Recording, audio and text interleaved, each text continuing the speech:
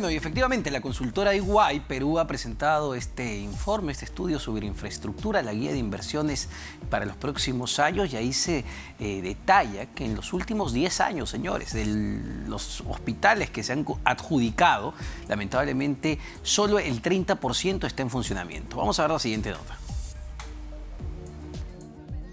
El impacto del nuevo coronavirus ha dejado en evidencia la debilidad de nuestra infraestructura hospitalaria.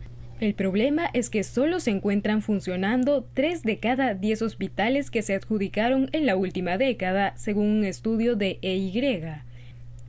Del total de 49 hospitales que fueron adjudicados mediante obra pública entre el 2010 y el 2019, apenas 15 están atendiendo. Es decir, solo el 30% estarían atendiendo según la guía de inversión en infraestructura de la consultora internacional. Mientras que la mitad de los hospitales adjudicados en esos 10 años en todo el país tienen una capacidad instalada inadecuada o poco personal médico. Apenas hay un médico por cada 390 habitantes a nivel nacional. Si se analizan los hospitales de salud, se observa que la cifra de hospitales y otros establecimientos de atención se han mantenido en el tiempo, es decir, no se ha construido más infraestructura en los últimos 8 años. El gran problema es que esta situación se repite en otros sectores esenciales para la vida de los ciudadanos, como el de educación o infraestructura de transportes. Bueno, y para conocer más detalles justamente de este estudio, ya estamos conectados con Manuel Rivera. Él es socio de impuestos de EY Perú, a quien le agradezco por acompañarnos esta tarde, señor Rivera, y en principio entender las razones detrás de estas cifras que parecen sumamente desalentadoras. De los hospitales que se han adjudicado en los últimos 10 años, solo el 30% se encuentra en funcionamiento. ¿Por qué? ¿A qué se debe?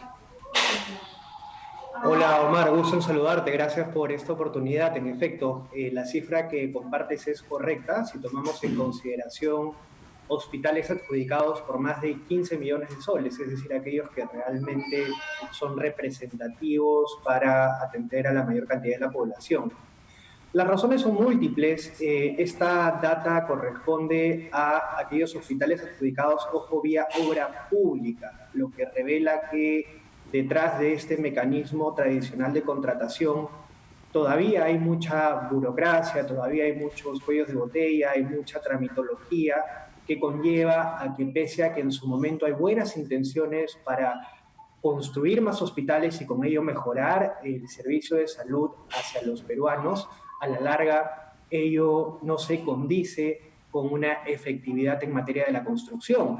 De hecho, incluso respecto de los 15 hospitales que sí se encuentran en funcionamiento, de los 49, de la data que ustedes han compartido, es interesante que se tenga en consideración que el promedio entre que se contrata la obra pública y se inician las obras son de más de 280 días, Wow. con lo cual ello lo que refleja es que realmente este mecanismo típico de contratación, el de obra pública, es desafortunadamente ineficiente, ¿no?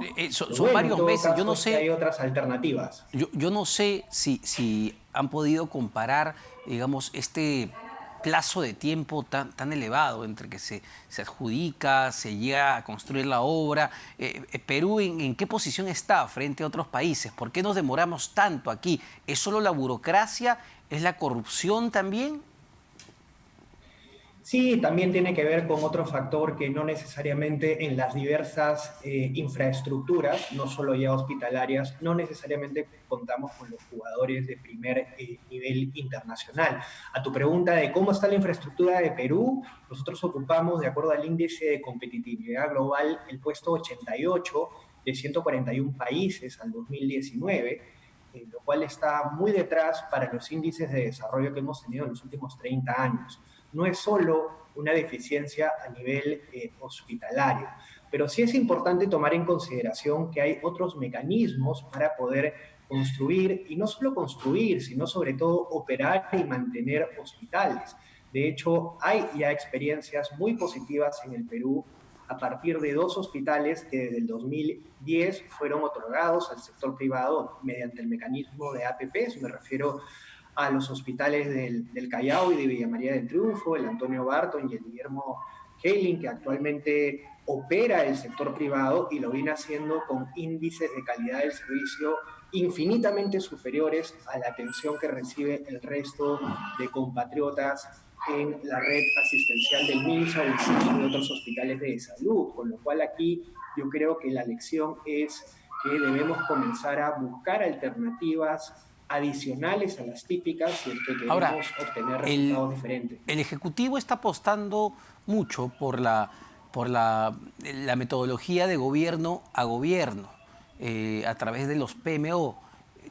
¿Es lo más adecuado? ¿Se podría agilizar a través de ese tipo de contratación de obra pública las obras de infraestructura en el país? Sí, es una alternativa muy potente. De hecho, para efectos de la reconstrucción con cambios dentro de las obras que han sido adjudicadas para que UK brinde asistencia técnica y el rol de PMO, figuran 14 hospitales de la zona norte del Perú, lo cual revela que a través de estas contrataciones de gobierno a gobierno, donde se puede recibir roles de primerísimo nivel, se puede lograr algo que es muy importante para estos efectos, que es economías de escala. No es lo mismo construir hospital en hospital, lo cual ciertamente a la larga sumaría, que empaquetar todos aquellos hospitales que tienen las mismas carencias, empaquetar todos aquellos colegios que tengan las mismas carencias o sistemas de drenaje, etcétera, con independencia del tipo de obra pública, y buscar puntos de conexión para con ello reducir costos y lograr mejores precios internacionales. Ahora, otro dato que llama la atención del informe que han presentado tiene que ver con los hospitales de salud. Y ahí mencionan que en los últimos, si mal no recuerdo, 8 o 9 años, tampoco hemos visto que la cifra de establecimientos de salud que dependen de esta institución haya aumentado en el tiempo. Sí, es verdad. Ha habido un estancamiento desde el año 2011 a nivel de la cantidad de estos hospitales. De hecho, en la cartera de proyectos de proinversión que figura dentro del estudio que hemos elaborado en conjunción con el Ministerio de Relaciones Exteriores y Proinversión, encontrarán un par de hospitales que están en etapa de estructuración. Me refiero al Hospital de Piura y de Chimbote, y que también podrían mejorar la oferta hospitalaria. Pero sí, ciertamente aquí hay un retraso que ha sido desnudado, ha sido puesto en evidencia de manera muy cruda en esta pandemia, ¿no? Yo siempre me pregunto cómo nos hubiera cogido esta pandemia si en vez de haber tenido esos 15 hospitales de la estadística que manejamos, los 49 hubieran estado en funcionamiento y con la debida calidad esperada, ¿no? Si eso hubiera sido el caso, seguramente no hubiéramos tenido que llorar tantas víctimas, con lo cual no es un tema únicamente de construcción de fierro y cemento. Aquí estamos hablando de algo que es tan esencial como brindarle salud a todos los peruanos. No, que es una de las cosas más importantes que la sociedad necesita, sobre todo en una coyuntura como la que estamos viviendo actualmente. Pero esto tiene que ver con una desidia de las diferentes autoridades, no solo centrales, ¿no?, sino regionales, locales, sobre el tema salud en específico, o cuando hacen el análisis de la infraestructura en el país en todos los sectores como la hacen, ven que el problema es transversal a educación, a riego, a transporte.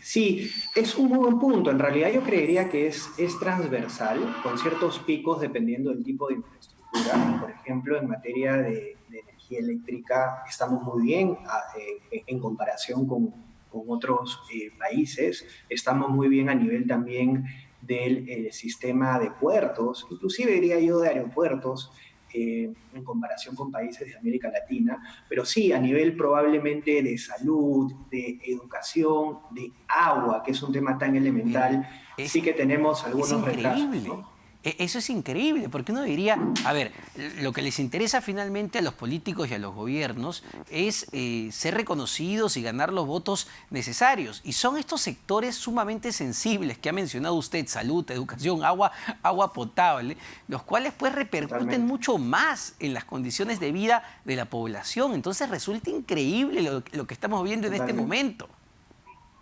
Sí, es inadmisible, ¿no? De hecho, la Organización Mundial de la Salud tiene un objetivo al 2030 justamente de que haya un acceso universal al agua. Es un derecho humano, es elemental.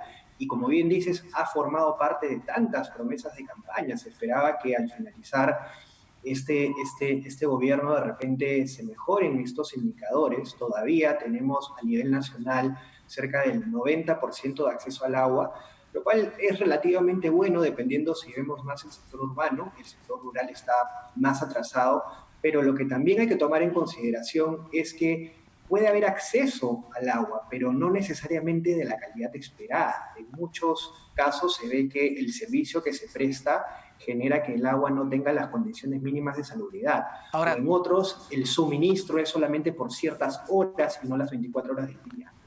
Señor Rivera, una última consulta muy concreta en cuanto a su opinión.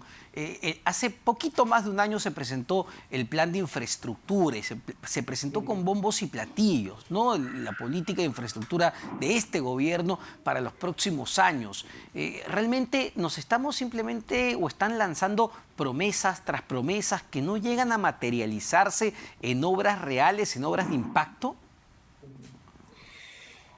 Es una muy buena reflexión. De hecho, desde que se lanzó el Plan Nacional de la Infraestructura, probablemente por todos los problemas de carácter político que han habido, no se ha avanzado demasiado. O sea, a eso le sumamos también el escándalo del Lavallato y el Club de la Construcción. Pero yo creo que debemos ver este aspecto de manera optimista. De hecho, como decía, como parte del estudio que hemos lanzado, Proinversión ha fijado metas objetivas en el corto plazo, de al menos hasta mediados del próximo año poder adjudicar proyectos de inversión pública de 2.000 millones de dólares. Y muchos otros de los proyectos que actualmente están trabados, también poder destrabarlos en el 2021 y lograr que proyectos por 3.000 millones de dólares pasen a estar en una etapa ya de muestra de interés, que es sí, claro, algo que normalmente no se llega. Entonces, sí, ciertamente si queremos generalizar podemos llegar a opiniones como esa, pero creo que no nos queda otra que tratar de ver el vaso medio lleno, sí, y tratar de subirnos algunas olas como la de los G2Gs, ¿no? Toca seguir empujando pues este carro, ¿no? Ya le va a tocar al próximo gobierno que entre. Muchas gracias, señor Rivera, socio de impuestos de EY Perú, con este interesantísimo estudio de análisis sobre la infraestructura en el país, sobre todo en materia de salud. Es tremendo lo que tenemos. Últimos 10 años, señores, de cada 10 hospitales que se adjudicaron, es decir, que se dijeron, tome, señor, vaya a hacer la obra. Lamentablemente, solo 3 de esos 10 están en funcionamiento. Así están las cosas. Nos vamos a una pausa, venimos con más.